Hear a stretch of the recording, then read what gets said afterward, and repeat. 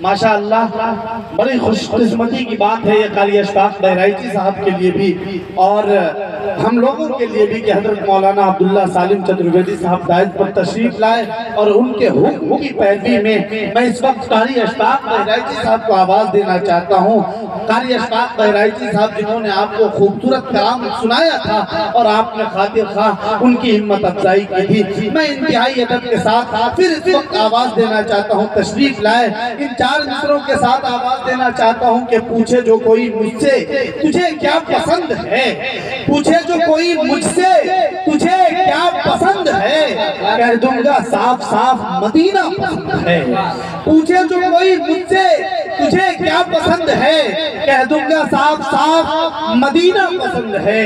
और दुनिया का कोई भूल मुझे क्या लुभाएगा, मुझको मेरे नबी का पसीना पसंद है। कारी अशफाक बहराइची साहब अपने खूबसूरत कलाम को आपने बुलाया इस प्रोग्राम में, लेकिन जब ही कामयाब होगा कि जब पूरे गांव के जितने भी लोग, जितने भी नौजवान साथी वो अहद करें कि इंशाअल्लाह मौलाना जलसा हमने किया मस्जिद के उन्वान पर।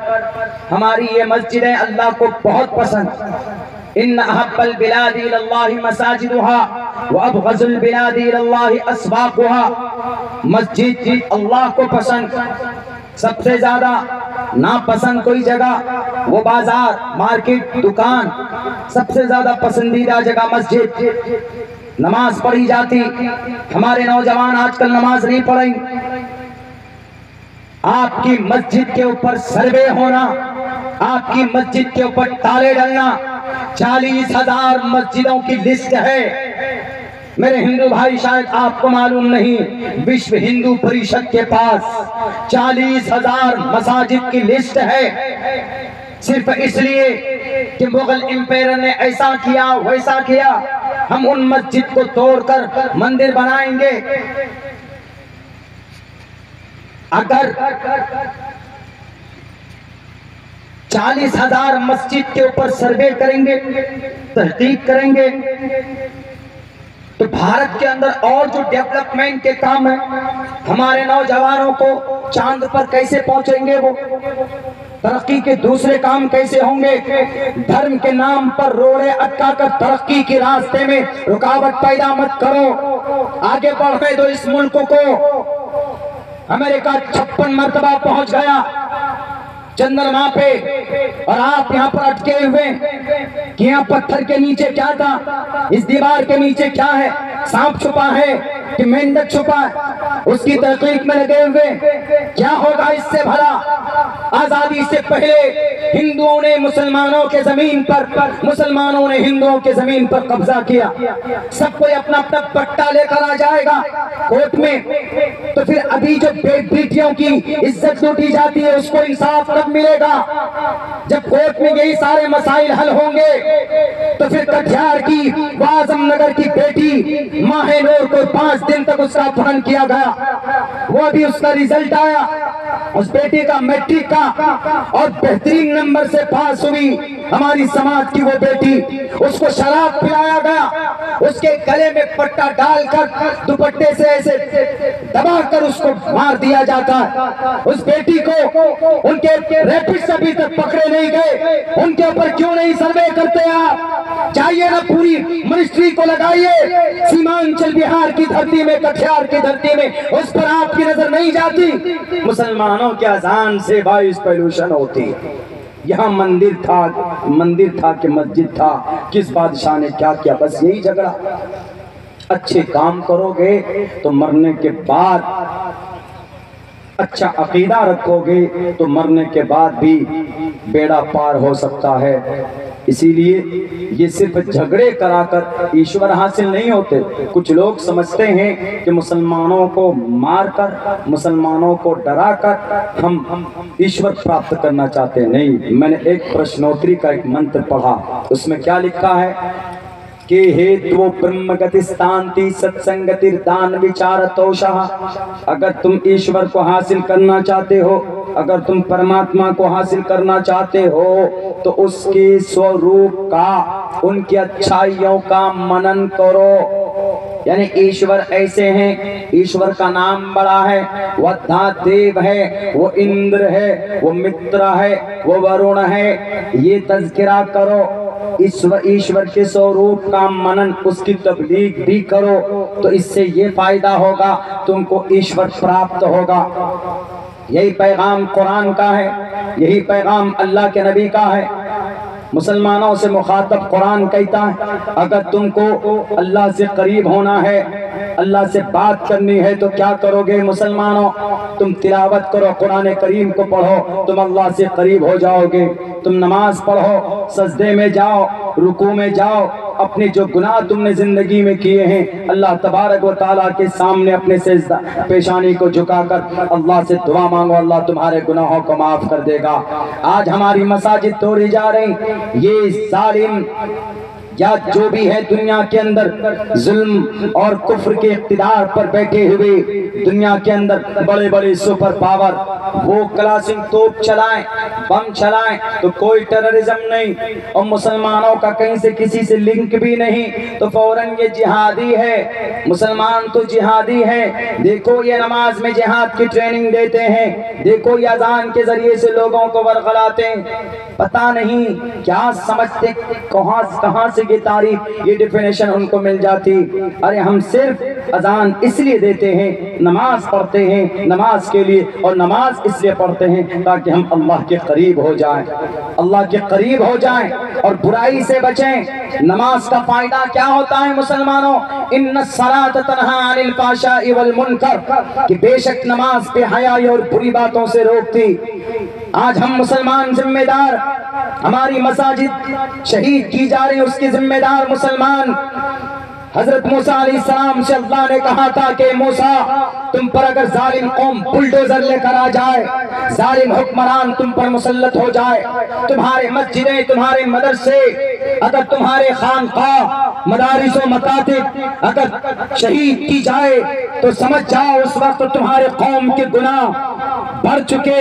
इसीलिए अगर जालिम बादशाह से बचना है तो अपने गुनाहों से पहले तौबा करो। हमारे जवानों को देख लीजिए, जुआ में बैठे रहेंगे, जवानों को देख लीजिए जनाब, वो फेसबुक, व्हाट्सएप और यूट्यूब में लगे रहते, 24 घंटे गाने सुनते रहते हैं, कान में लीड लगाकर। एक जगह जलसे में, अभी शायद 5-6 दिन पहले की बात, एक नौजवान मजमे में बैठा हुआ, कान में लीड, गाना भी सुन रहा और एक कान से तकरीर भी सुन रहा। और फिर जब वो गया, यहाँ से गया साइकिल पे, तो कान में लीड, एयरफोन और फिर गाना भी सुन रहा। बताइए ऐसी स्थिति हमारे नौजवानों की, क्या करोगे इस जवानी को लेकर?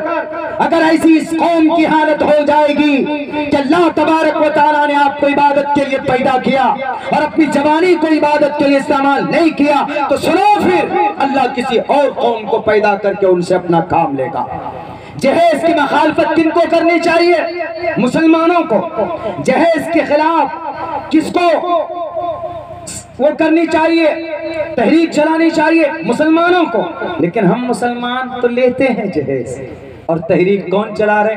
हमारे बिहार के सीएम नीतीश कुमार जी तहरीक चला रहे। बताइए कितना अच्छा काम कर रहे हैं। वो क्या कर रहे हैं? अगर जहेज कोई लेगा, FIR हो जाने पे उसके हाथ में हथकड़ी डाल दो। क्या उनको कोई पुण्य मिलेगा अकॉर्डिंग टू द इस्लामिक शरिया? मरने के बाद क्या वो जन्नत जाएंगे, पुण्य मिलेगा, स्वर्ग जाएंगे आपके अकीदे के मुताबिक? अलबत्ता दुनियावी एतबार से वो अच्छा कर रहे हैं, लेकिन हमें जो काम करना था वो हम नहीं कर रहे, वो कर रहे हैं। इसीलिए अल्लाह से करीब होना है, शरीयत से करीब होना है। इन मसाजिद की बका चाहते हो मुसलमान नौजवानों, वन शबाबिही फीमा अबला, अल्लाह कल कयामत में पूछेगा कि तुम जवानी कहां पर पुरानी करके आए, तुम्हारी जवानी कहां गई?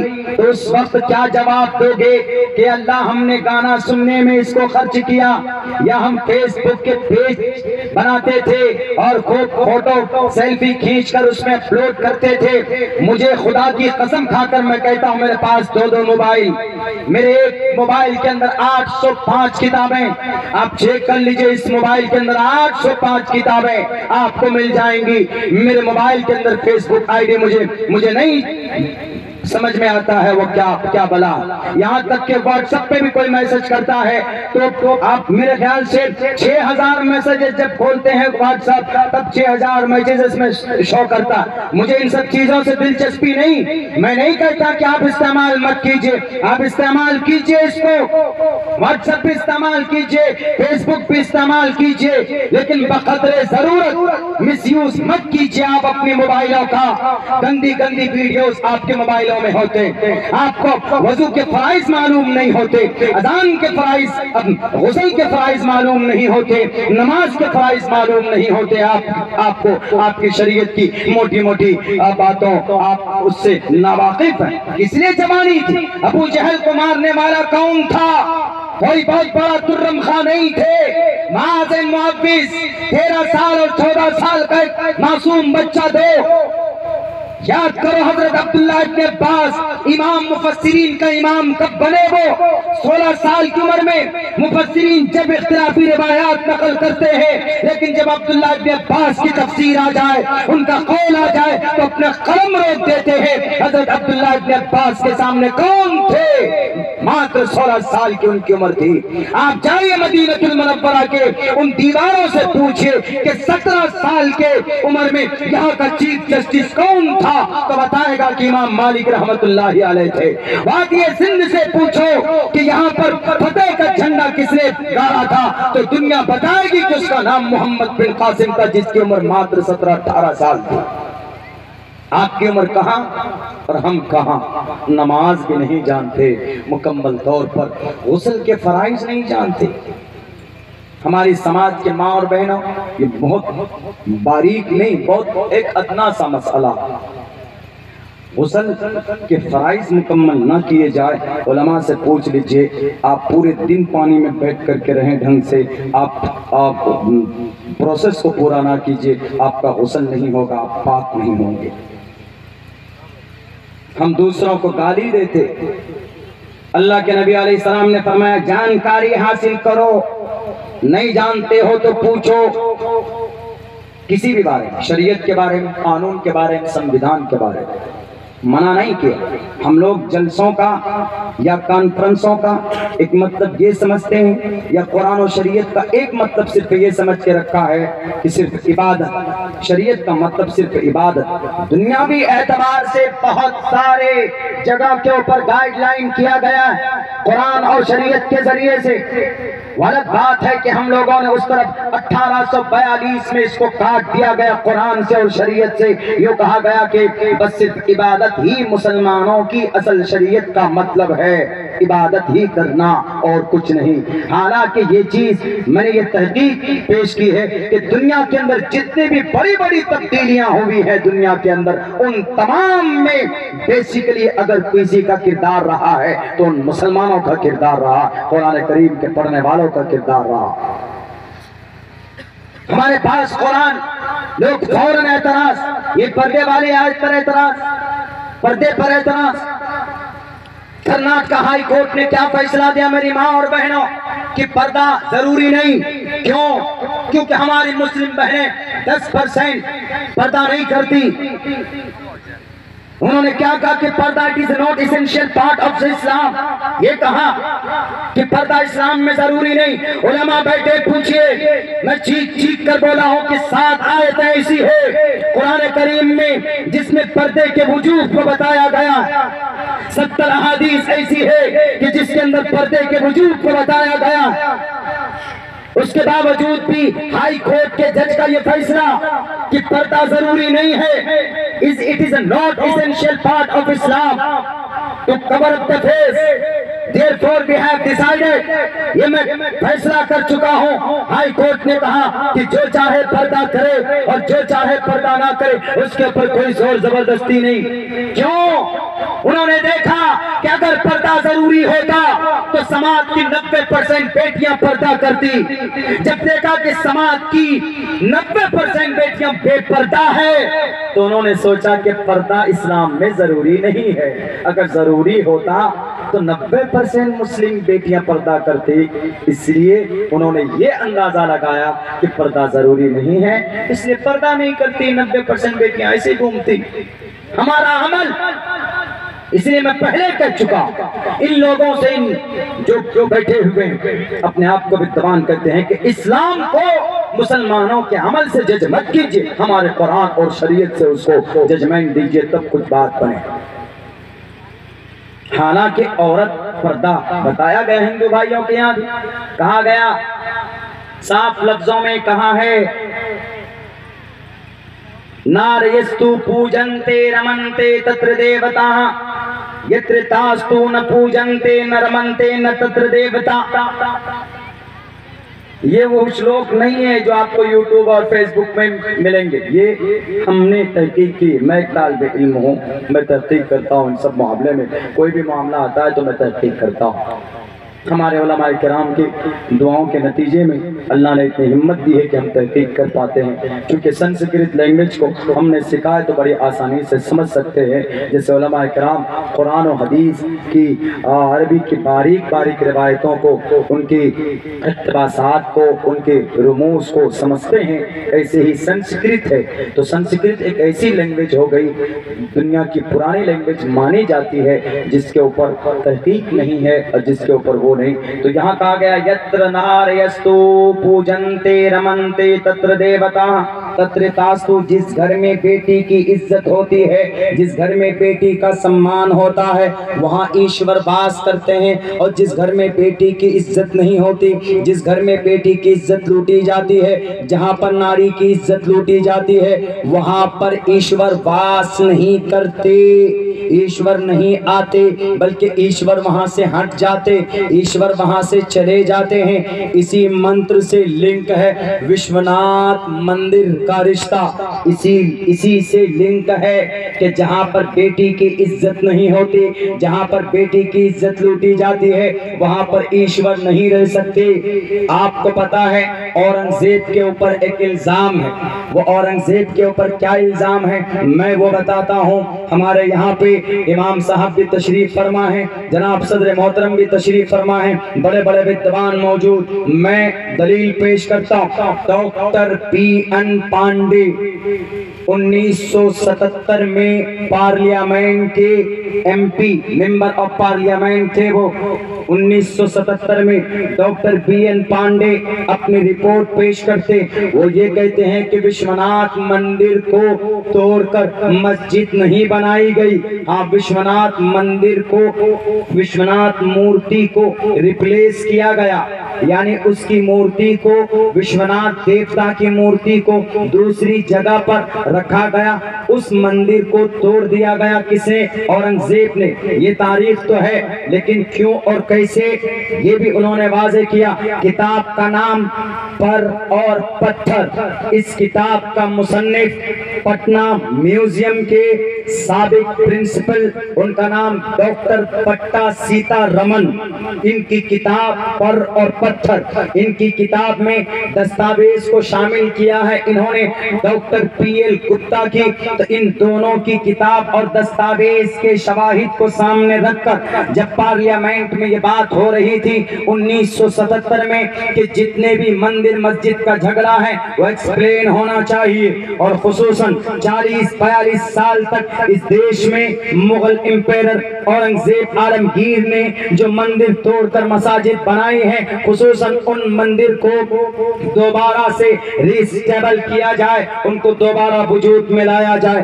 Doctor B.N. पांडे ने कहा सुनते रहे, खामोशी के साथ वो अपनी बात, सबकी बात सुनते रहे। आखिर के अंदर मेरे हिंदू भाई वो क्या कहते हैं डॉक्टर B.N. पांडे कि sir I want to tell you something, I have some questions, I have some proof. हमारे पास भी कुछ प्रूफ है, हमारे पास भी कुछ एविडेंस है कि आप लोगों ने जो औरंगजेब के ऊपर इतना बड़ा इल्जाम दिया है कि विश्वनाथ देवता की मंदिर को तोड़कर वहां मस्जिद बनाया, गलत बात। क्योंकि डॉक्टर पट्टा सीतारमन अपनी किताब पर और पत्थर में लिखता है, दस्तावेज है P.L. गुप्ता के, उन्होंने कहा कि औरंगजेब ने कहीं पर भी किसी भी जगह किसी मंदिर को नहीं तोड़ा। हाँ, एक मंदिर को तोड़ा, लेकिन मंदिर को तोड़ने से पहले विश्वनाथ देवता की मूर्ति को उठाकर उन्होंने दूसरी जगह पर वही विश्वनाथ मंदिर को बनाया, लेकिन उस मंदिर को तोड़ने का फैसला औरंगजेब का नहीं था। लेकिन क्यों तोड़ा गया उस मंदिर को, इस हकीकत को जानने की जरूरत है। अगर कलेजे में दम है मीडिया वालों तो मेरी इस बात को, मेरी इस तकरीर को चलाना। इंडिया टीवी वालों, मेरी तकरीरें तो बहुत चलाते हैं आप, हमारे उलमाए किराम की बहुत सारी तकरीरें चलाते हैं कि देखिए मौलाना लोग खड़े हो गए हैं इस मस्जिद की हिमायत में, उस मस्जिद की हिमायत में। हम किसी मस्जिद की हिमायत नहीं करते। हम गलत रिवायात को तुम जो पेश करते हो उनको लोगों के सामने में, उन तहकीकी दलाइल की बुनियाद पर लोगों के सामने में हम क्लियर करना चाहते। जब औरंगजेब दिल्ली से कलकत्ता के लिए सफर में चलता तो जब वो बनारस पहुंचता तो वहां के लोकल नेता राजाओं ने कहा कि सर हमारी नारियों की पूजा का टाइम है, कल उनकी पूजा है, आप यहीं पर एक दिन क़ियाम कीजिए, कल यहाँ से चले जाइएगा। औरंगजेब ने कहा बिल्कुल, क्यों नहीं, मैं कबूल करता हूँ तुम्हारी दावत को। औरंगजेब रुक जाते हैं, अपनी तमाम फौजों को, तमाम सेनाओं को लगा देते हैं औरतों की रक्षा में। औरतें गंगा स्नान करती थी, विश्वनाथ मूर्ति के सामने जाकर पूजा करती थी, उसके बाद अपने घरों को चली जाती थी। जब पूजा अर्चना पूरा हुआ, पता चला कि दो औरतें गायब है, दो औरतें समाज की, वो अपने घर तक नहीं पहुंची। औरंगजेब को खबर पता चलता है, औरंगजेब नमाज पढ़ने वाले होते हैं, नियत बांधने वाले होते हैं, लेकिन औरंगजेब को जैसे ही पता चलता है कि समाज की